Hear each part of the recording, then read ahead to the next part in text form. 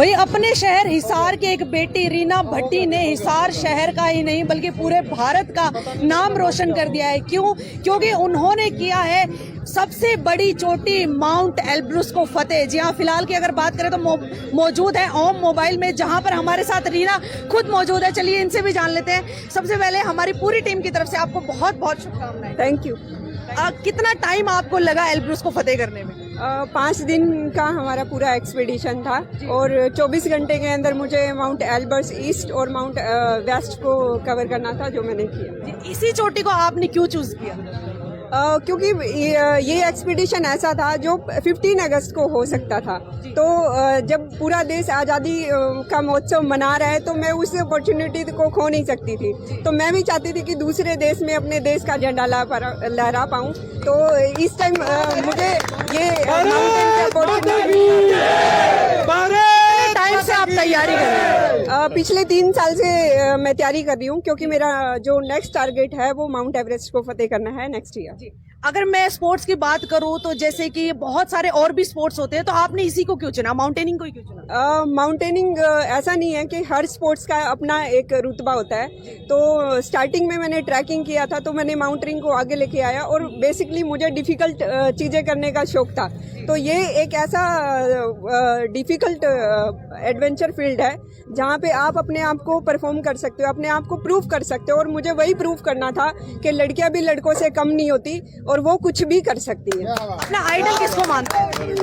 मैं अपनी माँ को अपना आइडियल मानती हूँ, क्योंकि मेरा पहला गुरु वही है जो जिसने मेरे को चलना सिखाया, उठना बैठना सिखाया, हर एक सीख दी। तो वो मेरी माँ। कितना डिफिकल्ट रहा आपको इसको फतेह करना? ये अगर मैं अपने पिछले रिकॉर्ड की बात करूं तो अब तक का मेरा डिफ़िकल्ट था, क्योंकि 45 से 55 किलोमीटर प्रति आवर की से हवा चल रही थी और -25 टेम्परेचर में इसको कवर करना और विजिबिलिटी 10 मीटर के आसपास थी। तो ये मेरा सबसे डिफ़िकल्ट वाला लेवल। अभी तक कितनी जो है आप कितनी जो चोटियां हैं उनको फतेह कर चुके हैं, या फिर कितनी सारी आपको अभी तक जो उपलब्धियां मिली हैं? इंटरनेशनल की अगर बात करूं तो ये मेरा सेकंड कॉन्टिनेंट था, और अगर मैं नेशनल की बात करूं तो 7000 प्लस में मेरा एक पीक हो चुका है। और हिमाचल की फ्रेंडशिप पीक, माउंट नून और बालाचंद्रा और 1-2 छोटी पीक हैं जो मैं कवर कर चुकी हूँ। ये एक ऐसी चीज है जिसमें जब आप जाते हो तो पता नहीं होता है कि क्या पता आप फतेह कर पाएंगे या नहीं कर पाएंगे। तो कितना कॉन्फिडेंस था अपने ऊपर कि मैं करके ही लौटूंगी? कॉन्फिडेंस ये था कि 15 अगस्त को मेरे को अपने देश का झंडा वहाँ लहराना था। तो जितना भी डिफ़िकल्ट लेवल था, मैंने जैसे बताया कि इतना विंड होने की वजह से और इतना माइनस टेम्परेचर होने की वजह से हमने गिव अप तो करना ही नहीं था, क्योंकि दूसरे देश में अपने देश का झंडा लहराने का मौका मैं नहीं छोड़ सकती थी। फिलहाल जो है इनकी भाभी भी हमारे साथ मौजूद है, इनसे भी जान लेते हैं। मैम, कितनी खुशी हो रही है? हमें बहुत खुशी हुई है कि ये जो हमारे घर की बेटी है कि इतनी ऊंची उठी है कि हर देश में ऐसी, हर स्टेट से ऐसी लड़कियां उठे। ऐसा नहीं है कि हमारे लिए यहाँ ये उठी है, हर देश में उठे। ऐसा इतना आसान नहीं था कि हर घर तिरंगा, हर देश में तिरंगा। इसने ये सोचो कि हर देश में अपना भारत का तिरंगा ये लहराएगी और हमेशा लहराती रहेगी। सर, आप क्या कहना चाहेंगे रीना के बारे में? मैं रीना के बारे में ये कहना चाहूँगा, इससे पहले एशिया की भी ये किलीमंजारो, अफ्रीका की, साउथ अफ्रीका की किलीमंजारो की चोटी भी पता करके आई। तब भी हमें बहुत गौरव हुआ था कि हमारी बच्ची, हमारी बहन हिसार की बेटी जो है वो एक बहुत ऊंची चोटी जो फतेह करके आई।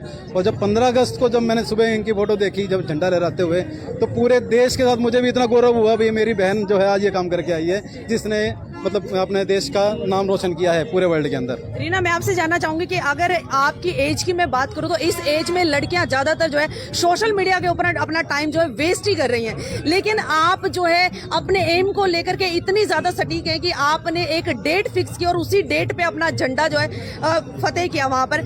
तो ऐसी लड़कियों को क्या मैसेज देना चाहेंगे? अपनी एज ग्रुप के बच्चों को क्या मैसेज देना चाहेंगे? मैं अगर सोशल मीडिया की बात करूं और यंग जनरेशन की बात करूं तो वो गलत ही जा रहा है, क्योंकि जो पूरा वेस्टेज ऑफ टाइम है ना, ये सोशल मीडिया हमारा खा जाता है। जो चीज़ हमें पेरेंट्स के साथ में, बुक्स के साथ में, या हमने बहुत सारी चीज़ें ऐसी होती हैं जो हम ऑफलाइन भी सीख सकते हैं। तो मैं उनसे ये कहना चाहूँगी कि सोशल मीडिया से थोड़ा सा गैप बना के अपने डेली रूटीन पे काम करें और ऐसा कुछ करें जिससे माँ बाप को प्राउड हो हर लड़की पे।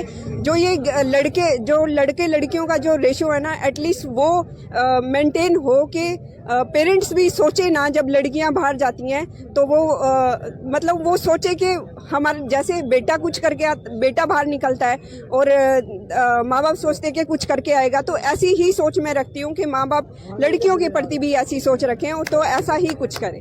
पूरा हिंदुस्तान तो आपके ऊपर प्राउड कर ही रही है, पेरेंट्स कितना प्राउड कर रहे हैं और कितना आपको सपोर्ट किया उन्होंने? पेरेंट्स का ही सपोर्ट है और बाकी आप देख सकते हो ये मेरे भाई बहन मेरे बड़े जितने भी हैं सबका आशीर्वाद मेरे साथ है। ऐसा नहीं है कि मेरे पेरेंट्स का ही सपोर्ट है, इन सबका सपोर्ट है जो मैं यहाँ आज हूँ। Thank you so much Reena. Thank you.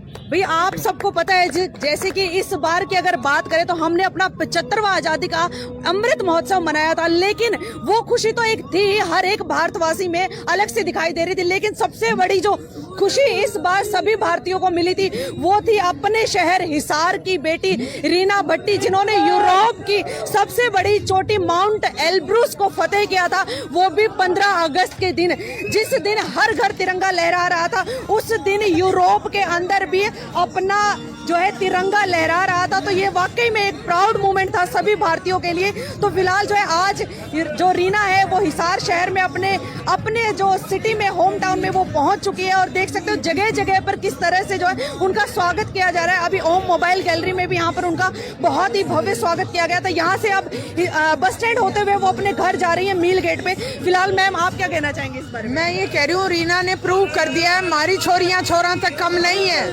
तो उसने देश का तो गौरव बढ़ाया है।